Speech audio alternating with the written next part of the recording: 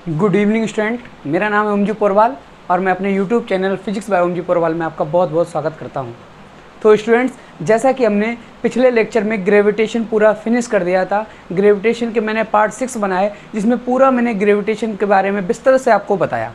अगर जिस किसी भी स्टूडेंट ने मेरी ग्रेविटेशन वाली क्लास ना ली हो तो कृपया कर मेरी प्लेलिस्ट में जाकर ग्रेविटेशन वाली क्लास को अटेंड करें। उसके बाद में हम लोग आज पढ़ने वाले हैं प्रक्षेप गति। मैंने अपने इस टॉपिक के बारे में आपको ग्रेविटेशन पार्ट 6 में ही बता दिया था कि मैं जब भी अब वीडियो बनाऊंगा तो प्रक्षेप गति के ऊपर बनाऊंगा। थोड़ा सा वैक्सीन लगवाई थी तो थोड़ा हेल्थ का इशू था, इसी कारणवश वीडियो लेट हो गया, लेकिन अब निरंतर मैं आपके प्रयास में लगा हुआ हूँ। ठीक है ना। तो आज आपका स्टार्ट होने वाला है प्रक्षेप गति। तो जो भी स्टूडेंट्स हमारे यूट्यूब चैनल पर नए आए हों कृपया कर हमारे यूट्यूब चैनल को लाइक, सब्सक्राइब एंड शेयर जरूर करें। चलिए आइए आज का टॉपिक स्टार्ट करते हैं, प्रक्षेप गति।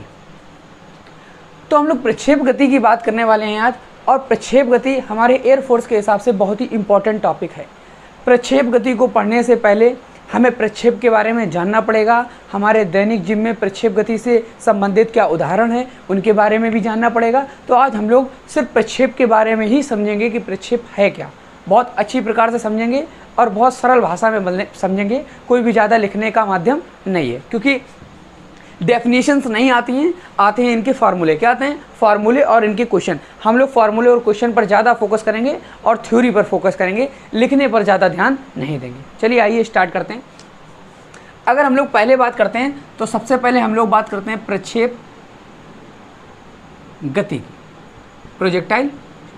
बेटा ये एक 2 डायमेंशनल मोशन है। कैसा मोशन है? 2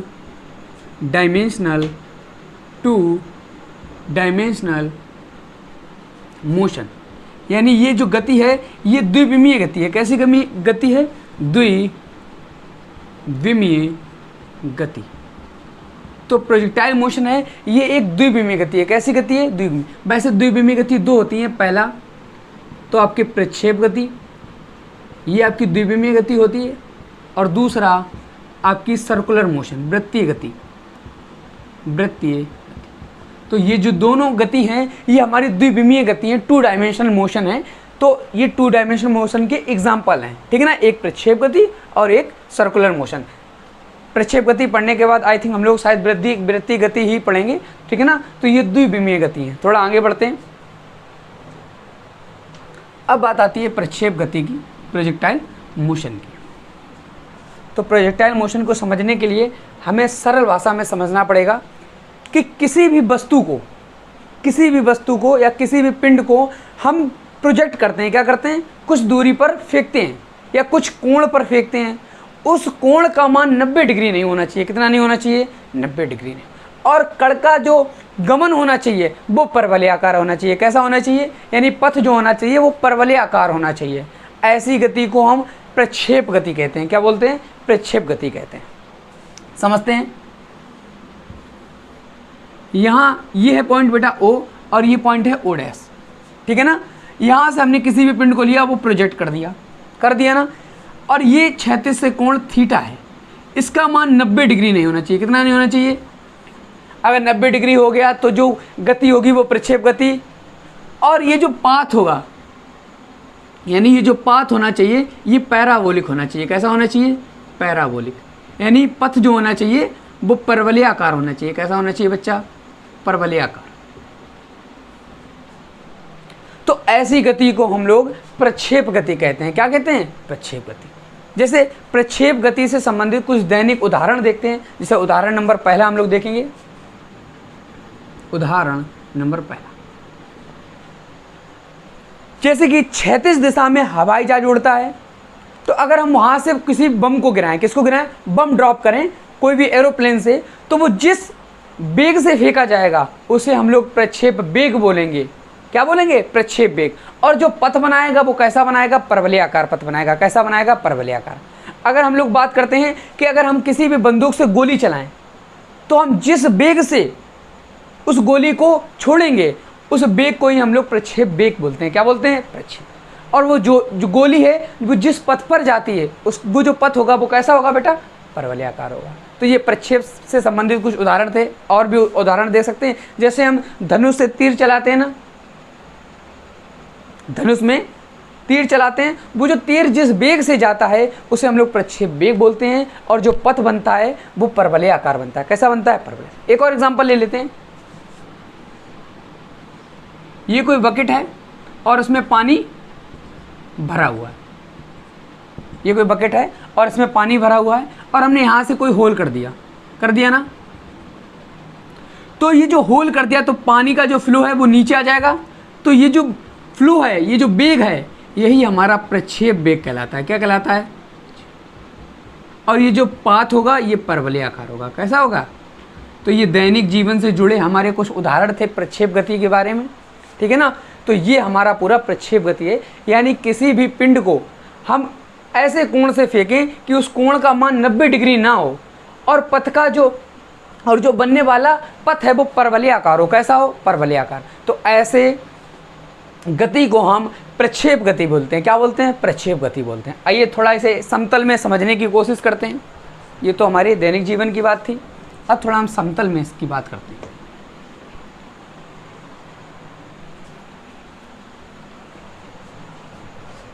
जैसे कि स्टूडेंट्स हम लोग देखते हैं,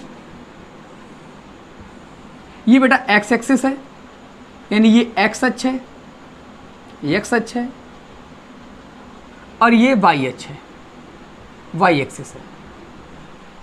ये एक्स अक्ष है और ये वाई अक्ष है। और यहाँ पर O पॉइंट से किसी भी पिंड को प्रोजेक्ट किया जाता है, कोई भी पिंड प्रक्षेपित किया जाता है, और वो O डैश पे जाकर गिरता है। कहाँ पर गिरता है? O डैश पर। एक एक चीज़ समझेंगे बहुत ध्यान से, बहुत अच्छे से। एक पिंड को हमने O से फेंका और वो कहाँ गया? O डैश पर। और जिस वेग से फेंका उस वेग को हमने U से, किससे? U से फेंका। कौन से वेग से फेंका? U। ये कहलाता है प्रक्षेप वेग। क्या कहलाता है? प्रक्षेप वेग। एक एक करके सारी चीजें समझेंगे। ये बेटा इस प्रक्षेप का उच्चतम बिंदु है, P है, इसे हम P से रिप्रेजेंट करते हैं, उच्चतम बिंदु। ये प्रक्षेप का सबसे मैक्सिमम पॉइंट है, उच्चतम बिंदु है, ठीक है ना। अगर हम कोण देखते हैं तो कोण है थीटा। कितना है? किसी भी पिंड को हमने थीटा डिग्री कोण दिया और वो O से O डैश पर जाकर गिरता है, जिसका वेग U है। तो देखते हैं सब कुछ, सबके बारे में एक एक चीज़ें ध्यान से समझेंगे। अगर हम लोग बात करते हैं O की, किसकी बात करते हैं? इस O पॉइंट की। तो इसे बेटा हम लोग बोलते हैं प्रक्षेप बिंदु। प्रक्षेप बिंदु, प्रोजेक्टेड पॉइंट। इसे क्या बोलते हैं? Projected point. प्रोजेक्टेड पॉइंट वह पॉइंट होता है बेटा जहां से हम किसी भी पिंड को फेंकते हैं। तो ये बिंदु वह बिंदु होता है जहां पर किसी भी पिंड को प्रक्षेप किया जाता है, फेंका जाता है। अगर हम O डैश की बात करते हैं तो ये होता है लक्ष्य बिंदु, एम पॉइंट। ये क्या होता है? M point. ये होता है प्रोजेक्टेड पॉइंट।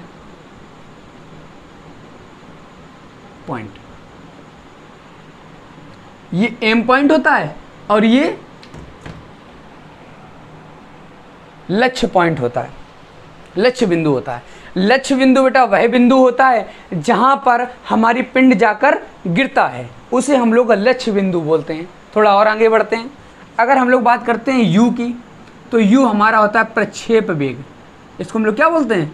प्रक्षेप वेग, या फिर हम लोग इसे प्रक्षेपण वेग भी बोलते हैं। क्या क्या बोलते हैं? प्रक्षेपण वेग, ठीक है ना। किसी भी पिंड को फेंकने में जितना वेग दिया जाता है उसे हम लोग प्रक्षेप वेग या प्रक्षेपण वेग कहते हैं। अगर हम लोग बात करते हैं थीटा की, तो ये थीटा जो होता है इसको हम लोग बोलते हैं प्रक्षेपण कोण। क्या बोलते हैं? प्रक्षेपण कोण, प्रोजेक्टेड एंगल, प्रोजेक्टेड एंगल। यानी किसी भी पिंड को क्षैतिज से, ये बेटा क्षैतिज होता है, ये ऊर्ध्वाधर, किसी भी पिंड को क्षैतिज से जितना भी कोण दिया जाता है उसे हम प्रक्षेपण कोण बोलते हैं। क्या बोलते हैं? प्रक्षेपण कोण, प्रोजेक्टेड एंगल बोलते हैं। थोड़ा और आगे बढ़ते हैं। अगर हम लोग बात करते हैं P की, तो P हमारा उच्चतम बिंदु होता है। क्या होता है? उच्चतम। तो हम जब प्रोजेक्टेड करते हैं तो जब वह सबसे अपनी मैक्सिमम कंडीशन P पर पहुंच जाता है, उसी बिंदु को हम उच्चतम बिंदु। तो ये आशा करता हूँ ये आपको सारी डेफिनेशन समझ में आई होंगी। इन डेफिनेशनों को समझना बहुत आवश्यक है, क्योंकि सवालों में ज़्यादातर इन्हीं पॉइंटों को उल्लेख कर कर न्यूमेरिकल बना दिया जाता है। चलिए थोड़ा और आगे बढ़ते हैं।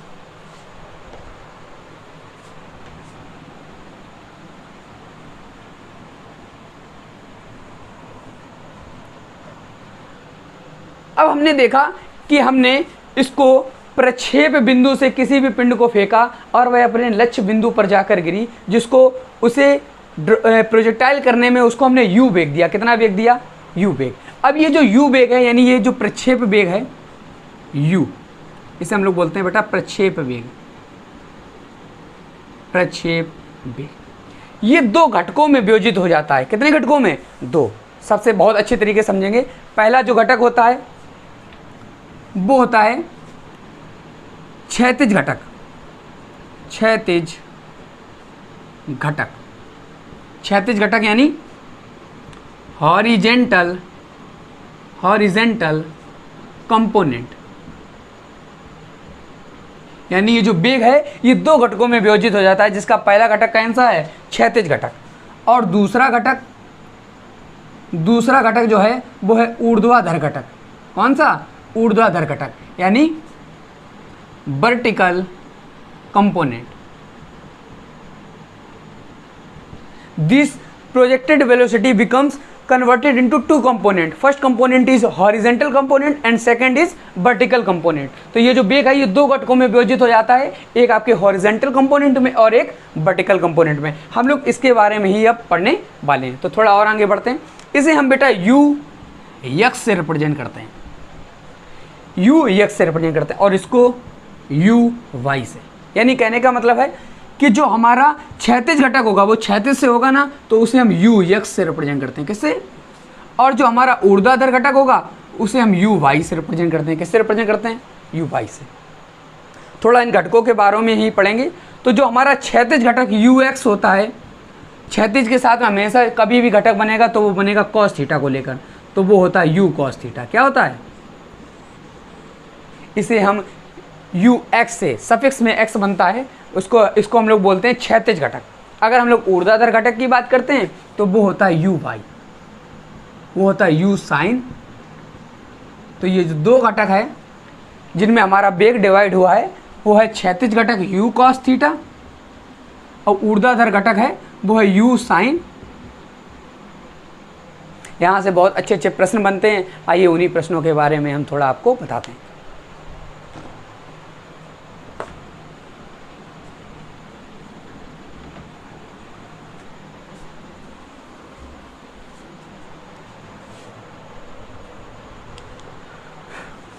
तो हम लोग सबसे पहले बात करने वाले हैं आज क्षैतिज घटक की। किसकी बात करने वाले हैं? क्षैतिज घटक। क्षैतिज घटक यानी हॉरिजेंटल कंपोनेंट। किसकी बात करने वाले हैं हम लोग? हॉरिजेंटल कंपोनेंट के बारे में हम लोग पढ़ने वाले हैं आज।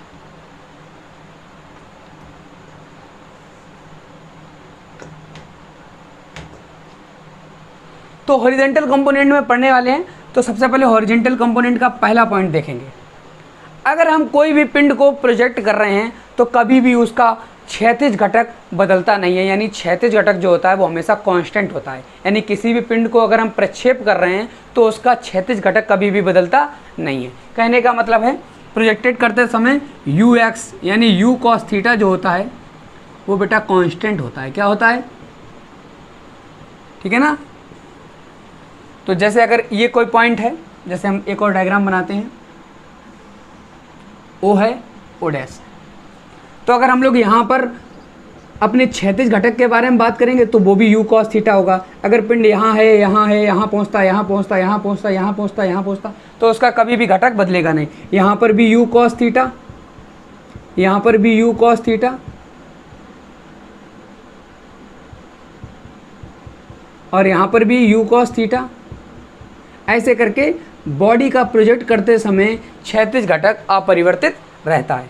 तो हमारा प्रोजेक्टेड करते समय हमेशा क्षैतिज घटक अपरिवर्तित रहेगा। वो आपसे पूछेगा कि जब हम किसी भी पिंड को प्रक्षेप करते हैं तो वेग का कौन सा घटक अपरिवर्तित रहता है। तो बेटा जो क्षैतिज घटक होता है वो कभी भी बदलता नहीं है, हर जगह समान होता है, यू एक्स बराबर यू कॉस थीटा। अच्छा एक बात आप लोग बता सकते हैं, ये जो क्षैतिज घटक है ये हमेशा एक्स अक्ष की डायरेक्शन में लगेगा क्योंकि ये क्षैतिज है और ये ऊर्ध्वाधर ऊपर की ओर है। अगर हम लोग क्षैतिज घटक की बात करते हैं तो कहने का मतलब है यू हमारा वेग है, तो ये कह रहा है वेग जो है वो क्या है, कांस्टेंट है। क्या है,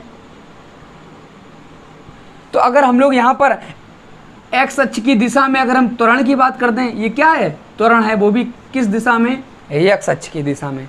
अगर आप बताइए वेलोसिटी हमारी कांस्टेंट है एक्स अक्ष की डायरेक्शन में, तो एक्सीलरेशन, तो बेटा एक्सीलरेशन क्या हो जाएगा। काफ़ी बार यहाँ से सवाल आया है कि एक्स अक्ष की दिशा में त्वरण बताइए, तो एक्स अक्ष की दिशा में त्वरण कितना हो जाएगा, शून्य हो जाएगा, क्योंकि बेटा वेलोसिटी अगर कांस्टेंट है तो एक्सीलरेशन ऑलवेज भी जीरो। थोड़ा और आगे बढ़ते हैं। ये तो थी क्षैतिज घटक की बात।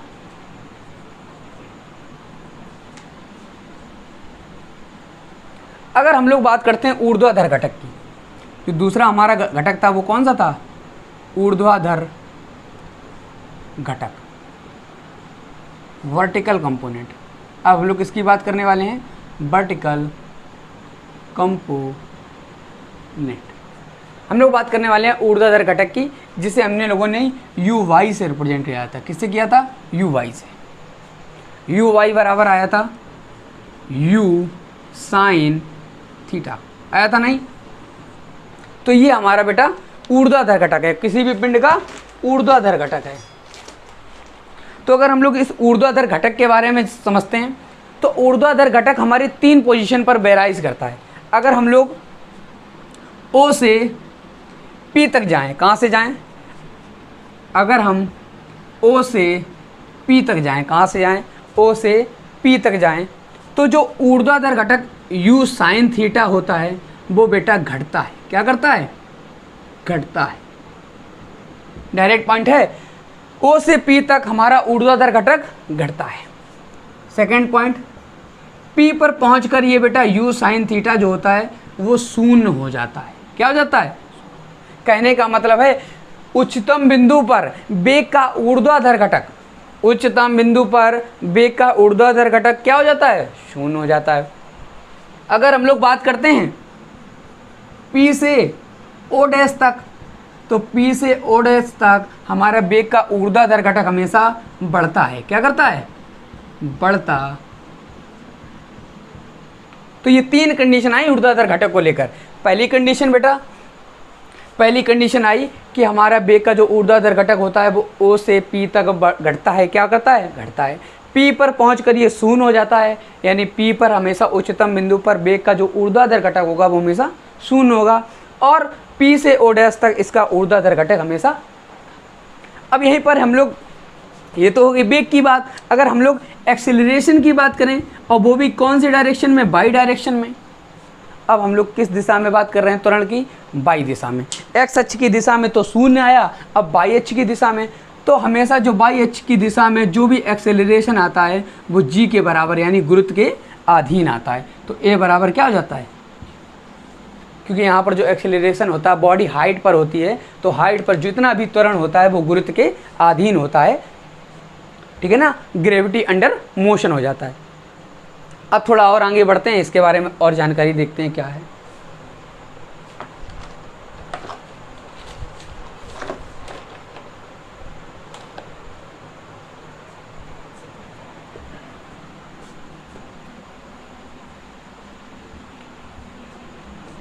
कभी कभी एक सवाल बहुत बार एयरफोर्स में पूछा गया है, उस सवाल के बारे में देखते हैं।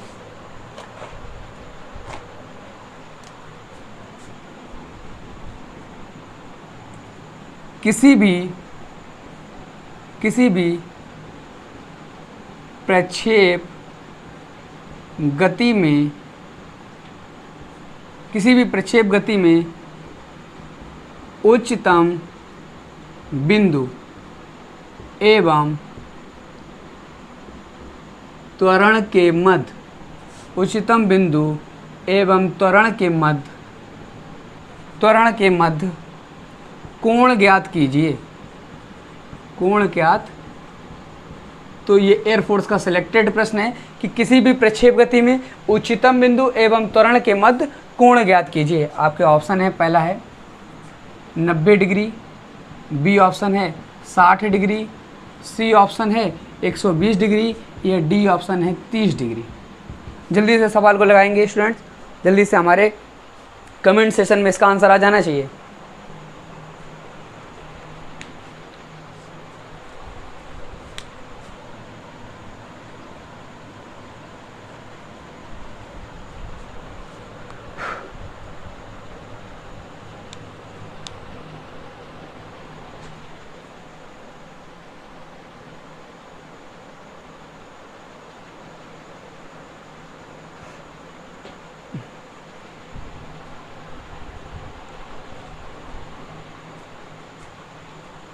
आशा करता हूँ आपने इसका आंसर निकाल लिया होगा।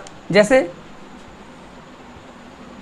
किसी भी बॉडी को अगर हमने प्रोजेक्ट किया, मान लेते हैं ये ओ है, ये ओ डैश है, तो उच्चतम बिंदु बेटा कहाँ पर होता है? पी, ऊपर होता है ना उच्चतम बिंदु। अब वो कह रहा है उच्चतम बिंदु पर वेग, तो हम सभी लोग जानते हैं कि बेटा जो उच्चतम बिंदु पर वेग होता है वो टोटल क्या होता है? ux प्लस यू वाई, यानी वेग का जो क्षैतिज घटक होगा और ऊर्ध्वाधर घटक होगा उसको अगर जोड़ देंगे तो हमारे उच्चतम बिंदु पर वेग आ जाएगा। तो उच्चतम बिंदु पर वेग क्या हो जाएगा? तो p बराबर ux प्लस यू वाई। तो p बराबर, अगर हम लोग क्षैतिज घटक की बात करते हैं तो वो होता है u cos थीटा, और उसके ऊर्ध्वाधर घटक की तो हमने बताया कि उच्चतम बिंदु पर ऊर्ध्वाधर घटक हमेशा क्या हो जाता है? शून्य हो जाता है। तो ये बेटा उच्चतम बिंदु पर वेग निकला। क्या निकला? उच्चतम बिंदु पर वेग आया u cos थीटा। कितना आया? ये उच्चतम बिंदु पर वेग हो गया। अब बात आती है त्वरण की, तो त्वरण हमने बताया, त्वरण हमेशा गुरुत्व के अधीन यानी नीचे की ओर। a बराबर क्या होता है? g। तो अब उसके वेग और त्वरण के मध्य कोण कितना आ गया? तो बस यही इसका आंसर। तो किसी भी प्रक्षेप गति में उच्चतम बिंदु एवं त्वरण के मध्य जो कोण होगा वो कितना होगा? 90 डिग्री होगा। चलिए आगे बढ़ते हैं।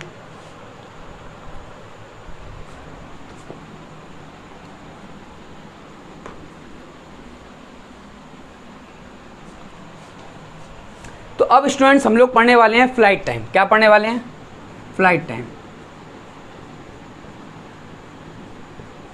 फ्लाइट टाइम यानी अब हम लोग अध्ययन करने वाले हैं उड्डयन काल का। एक एक करके हम लोग सब कुछ पढ़ने वाले हैं उड्डयन काल। अगर हम लोग बात कर लेते हैं उड्डयन काल की, फ्लाइट टाइम की, तो देखते हैं।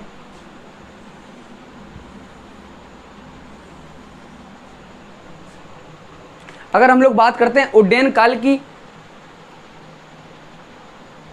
तो अगर हम लोग बात करते हैं फ्लाइट टाइम की, तो मान लेते हैं ये हमारा कोई पिंड है, ओ है, ओ डैश है, सारी चीज़ें लिखेंगे, जिसका क्षैतिज घटक है u cos थीटा और जिसका ऊर्ध्वाधर घटक है u y बराबर u sin थीटा। ये बेटा उच्चतम बिंदु है, उच्चतम बिंदु पर वेग होता है u cos थीटा। क्या होता है? u cos theta. इसे हमने u वेग से फेंका, यानी इसको हमने किस वेग से फेंका? u वेग से फेंका। अब वो बात आई फ्लाइट टाइम की, तो फिर फ्लाइट टाइम क्या है? फ्लाइट टाइम बेटा वह टाइम है, उड्डयन काल वह समय है जब तक पिंड अपने यहाँ से यहाँ तक पहुँचने में जितना भी समय लेता है, इस बॉडी को यहाँ से यहाँ तक पहुँचने में जितना भी समय लगता है उसे बेटा हम फ्लाइट टाइम बोलते हैं। क्या बोलते हैं? इसे हम t से रिप्रेजेंट करते हैं। किससे? t बराबर होता है 2u sin थीटा अपॉन, ये फ्लाइट टाइम का फार्मूला होता है, t बराबर 2u sin थीटा अपॉन। एक प्रकार से और लिख सकते हैं कि t बराबर 2 और u sin थीटा क्या होता है? ऊर्ध्वाधर घटक, तो u y अपॉन, एक फार्मूला ये भी आ जाता है फ्लाइट टाइम का। नोट करेंगे, दोनों फार्मूले बहुत इंपॉर्टेंट है। ये फ्लाइट टाइम का फार्मूला है।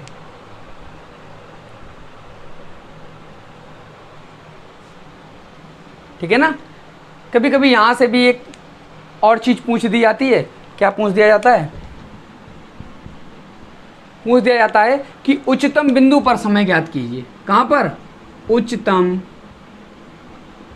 बिंदु पर समय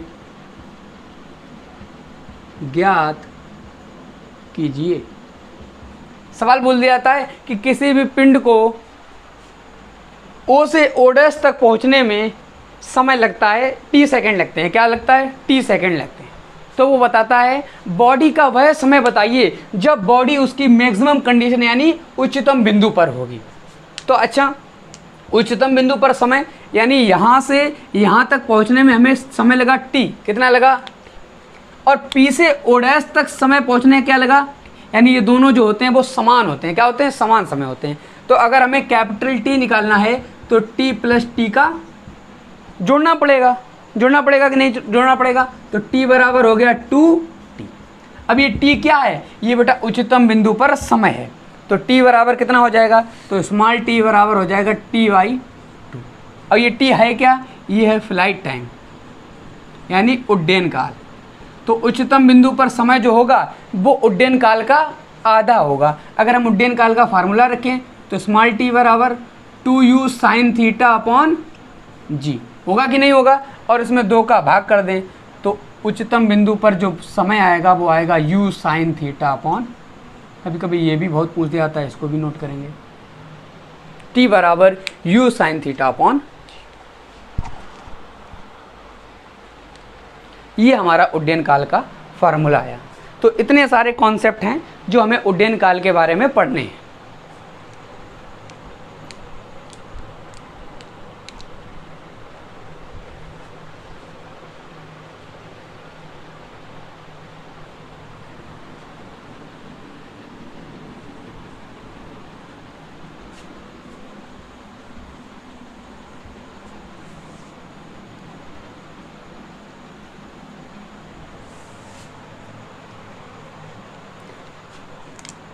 अब हम लोग पढ़ने वाले हैं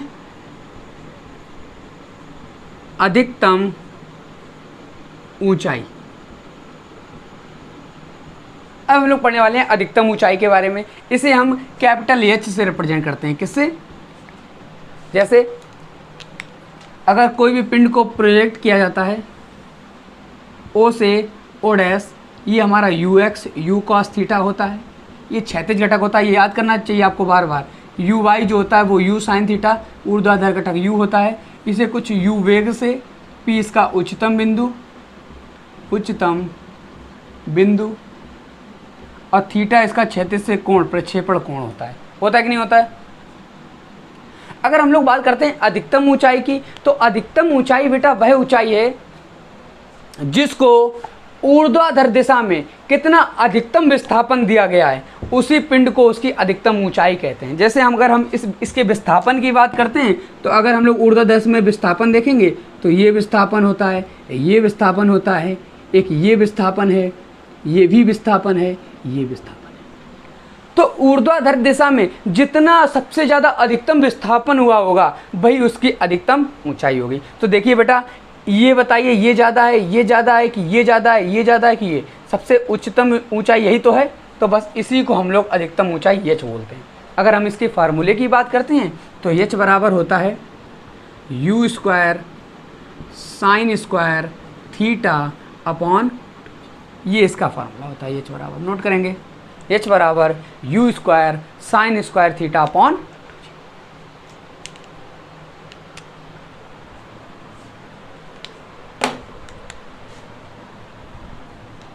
अगर हम लोग थोड़ा सा और एक फार्मूला बनाते हैं तो इसको हम लोग लिख सकते हैं यू साइन थीटा का होल स्क्वायर अपॉन, लिख सकते हैं ना? तो एच बराबर क्या आ जाएगा? अब यू साइन थीटा होता क्या? ऊर्ध्वाधर घटक, तो यू बाई अपॉन 2 का होल स्क्वायर 2g। तो ये भी एक इसका फार्मूला हो सकता है। कभी कभी हो सकता है वो मान ना देकर आपको ऊर्ध्वाधर घटक दे दे, तो ये भी एच का फार्मूला हो सकता है।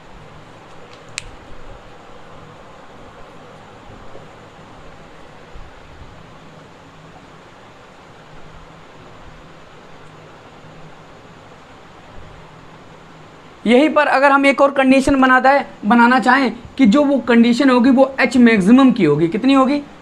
यानी महत्तम ऊंचाई, किसी भी पिंड की महत्तम ऊंचाई अगर निकालनी हो तो हम कैसे निकालेंगे? तो महत्तम ऊंचाई, सबसे ज़्यादा ऊंचाई बेटा यही तो है। तो अगर हम क्षैतिज से कोण लेंगे तो वो कोण कितना हो जाएगा? 90 हो जाएगा। तो एच बराबर होता क्या है? U square sine square theta upon, तो अगर हम यहाँ थीटा बराबर कितना रख दें, 90 रख दें, तो हमारी एच मैक्सिमम आ जाएगी। क्या आ जाएगी? चलो एच मैक्सिमम निकालने के लिए u square sine square theta का मान कितना रख दें, 90 रख दें अपॉन 2g। तो एच मैक्सिमम बराबर क्या आ जाएगा, यू स्क्वायर अपॉन। तो ये भी फार्मूला बहुत इंपॉर्टेंट है, इसको नोट कर लेंगे। एच मैक्सिमम आ गया यू स्क्वायर अपॉन 2।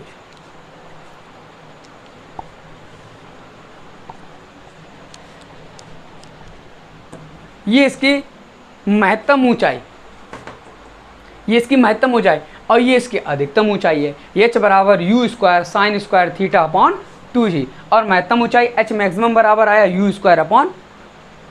थोड़ा और आगे बढ़ते हैं।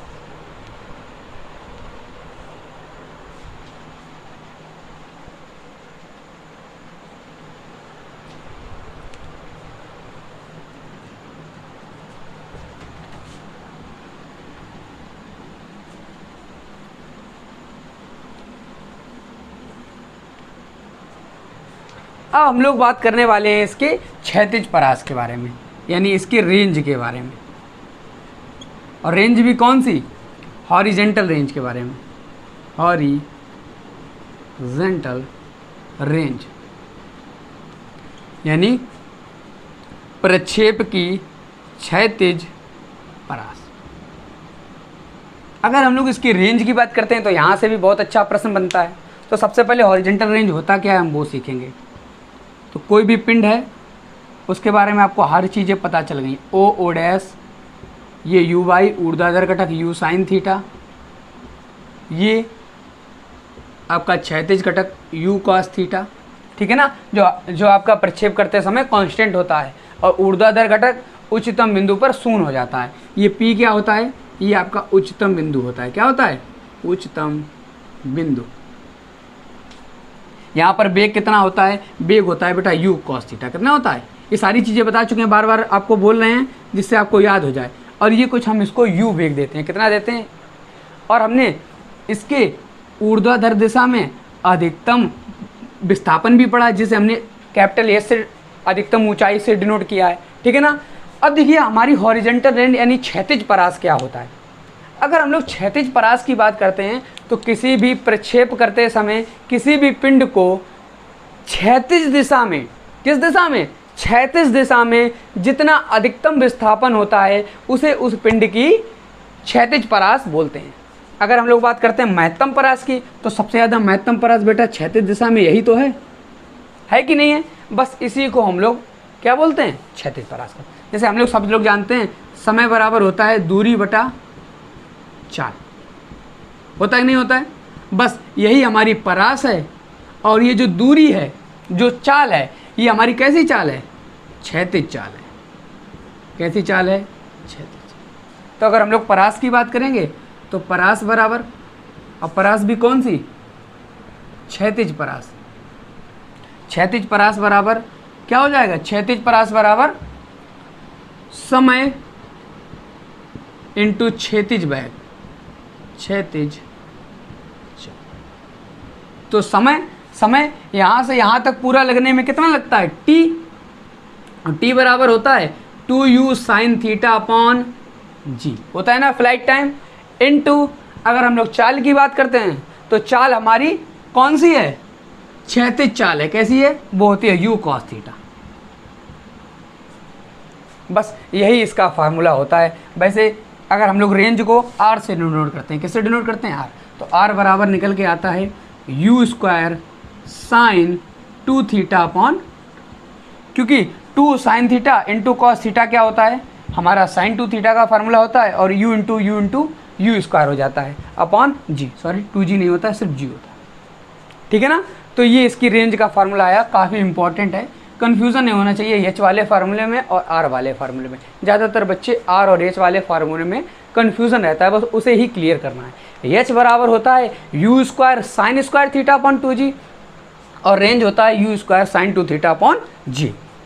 थोड़ा और आगे बढ़ते हैं। अगर यहाँ से एक और फार्मूला बनाना चाहें तो वो भी बना सकते हैं, जैसे 2, अब यू साइन थीटा को लिख सकते हैं कौन सा घटक, ऊर्ध्वाधर घटक यू वाई, और यू कॉस थीटा को क्षैतिज घटक यू एक्स अपॉन, तो एक ये भी फार्मूला हो जाता है।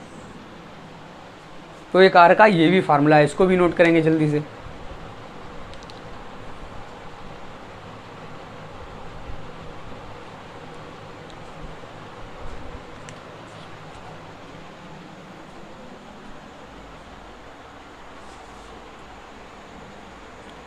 बस इन फार्मूलों का ही सही से अध्ययन करना है। बस आपको वैल्यू दी जाएगी, न्यूमेरिकल दिया जाएगा, बस वैल्यू रख के आंसर ज्ञात कर लो, और कुछ प्रोजेक्टाइल में है नहीं, बस फार्मूलों का ही खेल है।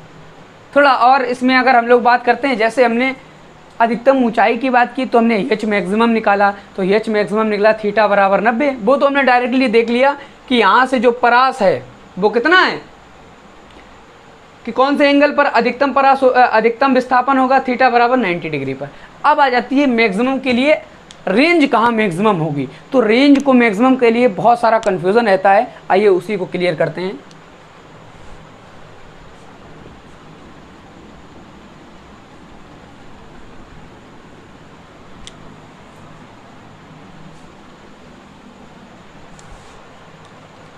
हेडिंग आएगी अधिकतम परास के लिए, फॉर मैक्सिमम रेंज। अब हम लोग बात करने वाले हैं जो परास होगी वो मैक्सिमम कहाँ होगी। तो हम लोग कैलकुलस पढ़ते आए हैं, कैलकुलस में हम लोग मैक्सिमा मिनिमा भी पढ़ते आए हैं। तो हम लोग मैक्सिमा मिनिमा निकालने के लिए सबसे पहले क्या करते हैं, अगर हमें किसी भी इक्वेशन का मैक्सिमा और मिनिमा निकालना है तो सबसे पहले हम लोग उसको डिफरेंशिएशन यानी उसका अवकलन करते हैं, और अवकलन का मान 0 के बराबर करते हैं, वहीं से मैक्सिमम और मिनिमम वाली कंडीशन। तो जैसे हमारे आर का फार्मूला आया, आर बराबर u square sine 2 theta upon, आया ना आर का फार्मूला। अगर हम इसे थीटा के सापेक्ष यानी थीटा के सापेक्ष अवकलन, थीटा के सापेक्ष अवकलन करने पर, अगर हम इसे थीटा के सापेक्ष अवकलन कर दें यानी D R upon D theta, तो ये यू स्क्वायर अपॉन जी तो कांस्टेंट है, हम कर रहे हैं थीटा के सापेक्ष, तो साइन 2 थीटा को लेंगे, साइन 2 थीटा का अवकलन cos 2 और 2 थीटा का अवकलन। अब हम लोग सेकेंड जो पॉइंट करते हैं वो क्या करते हैं कि जो भी अवकलन आया है उसको 0 के बराबर करते हैं। किसके बराबर करते हैं, 0 के। चलिए इस इक्वेशन को 0 के बराबर लिखेंगे, तो cos 2 थीटा इंटू 2 बराबर 0, तो यानी आ गया 2 थीटा बराबर cos 2 थीटा बराबर 0। कितना आ गया, 0। तो अगर हम लोग 2 थीटा की बात करते हैं तो cos इन्वर्स वहाँ चला आएगा, तो cos इन्वर्स 0, और cos में 0 मान किसका होता है, cos 90 का, तो इससे इसको काट देंगे तो थीटा बराबर 90/2, यानी थीटा कितना आ जाएगा। यानी ये वह कोण है जहाँ पर जो हमारी रेंज होगी वो कैसी होगी, महत्तम होगी यानी मैक्सिमम होगी। तो आपसे पूछा जाए हाइट कहाँ मैक्सिमम होगी, तो हाइट जो होगी वो 90 पर मैक्सिमम होगी, और जो रेंज होगी वो कितने 45 अंश के कोण पर मैक्सिमम होगी। चलिए यहाँ पर साइड में थोड़ी जगह है, वहीं से आर मैक्सिमम का भी फार्मूला निकाल ले रहे हैं। तो फॉर आर मैक्सिमम, तो आर मैक्सिमम के लिए u square sine 2 theta upon g होता है ना, तो थीटा बराबर कितना लिख देंगे, तो फिर आर मैक्सिमम हमारा निकल आएगा। तो आर मैक्सिमम बराबर u square sine 2 into 45 upon g, तो आर मैक्सिमम आ गया बेटा यू स्क्वायर अपॉन जी। ये आपके आर मैक्सिमम का फार्मूला आ गया, इसको जल्दी से नोट करेंगे।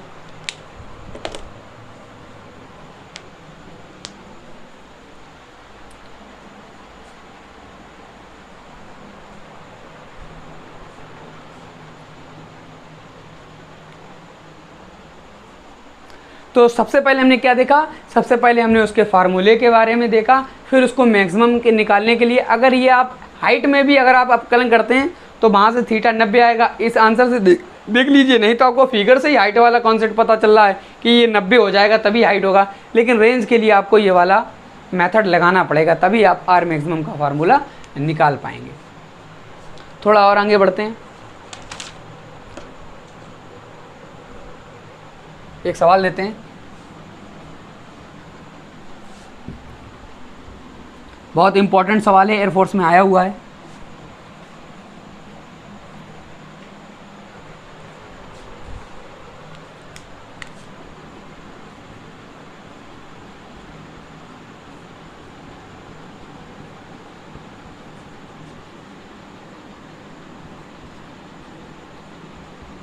किसी पिंड को V0 वेग से महत्तम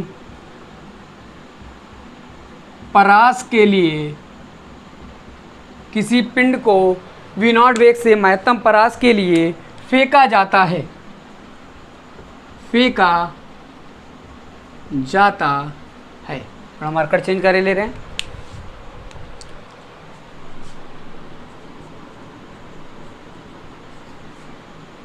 फेंका जाता है तो उच्चतम बिंदु पर वेग ज्ञात कीजिए, वेग ज्ञात कीजिए। आपको उच्चतम बिंदु पर वेग ज्ञात करना है। अगर हम आपको ऑप्शन दें, पहला V0√2, B option V0/√2, C option V0 या डी ऑप्शन नन ऑफ। ये बेटा एयरफोर्स में आ चुका है, स्टार लगा लेंगे इस सवाल को, बहुत इंपॉर्टेंट सवाल है। जल्दी से 1 मिनट का समय दे रहे हैं सवाल को लगाने के लिए, बहुत इजी सवाल है।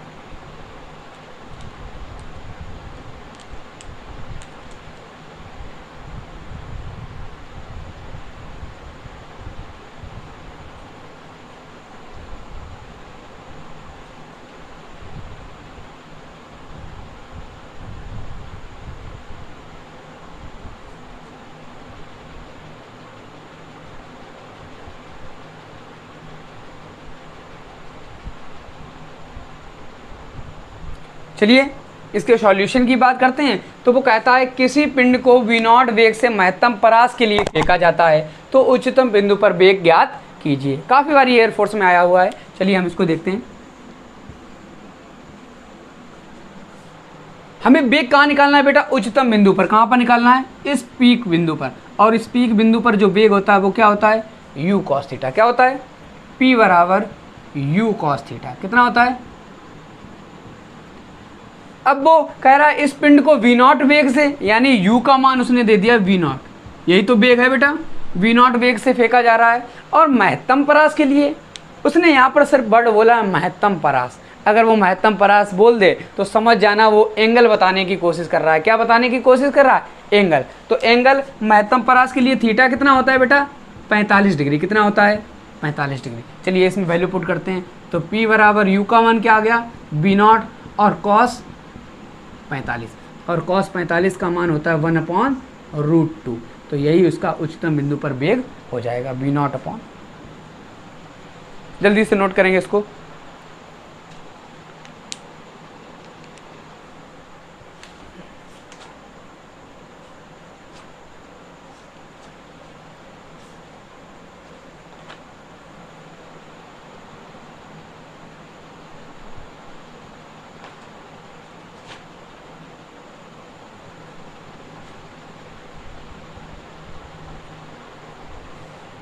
चलिए थोड़ा और आगे बढ़ते हैं।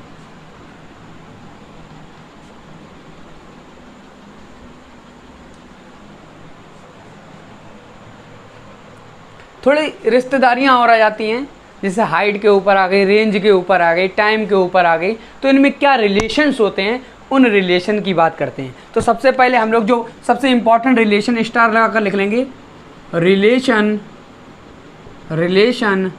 Between H maximum and R maximum. यानी सबसे पहले जो हम लोग रिलेशन पढ़ने वाले हैं वो अधिकतम ऊंचाई और महत्तम परास के बीच में पढ़ने वाले हैं। Relation between H maximum and, हम सभी लोग जानते हैं कि H मैक्सिमम का जो फार्मूला होता है वो होता है u²/, कितना होता है? u²/2j। और जो R मैक्सिमम का फार्मूला होता है वो होता है यू स्क्वायर अपॉन, होता है कि नहीं होता है। अब हमें इनमें रिलेशन चाहिए, तो देखते हैं इनमें क्या रिलेशन होता है। अगर हम लोग ध्यान से देखें कि तो यू स्क्वायर अपॉन जी है, ये बेटा है क्या, आर मैक्सिमम है ना, तो फिर हम यू स्क्वायर अपॉन जी की जगह क्या रख दें, आर मैक्सिमम। तो बस यही रिलेशन होता है एच मैक्सिमम और आर मैक्सिमम में, यानी महत्तम ऊंचाई महत्तम परास की आधी हो जाती है, एच मैक्सिमम बराबर आर मैक्सिमम बाई 2, ठीक है ना। तो आज के लिए हम लोग सिर्फ इतना ही पढ़ेंगे, और अगले टॉपिक में हम कुछ और रिश्तेदारियों की बात करेंगे, कुछ और रिलेशन की बात करेंगे। तब तक के लिए इतना सब लोग पढ़ के आएंगे, ठीक है ना। बकाया का नेक्स्ट वीडियो में देखेंगे। जय हिंद।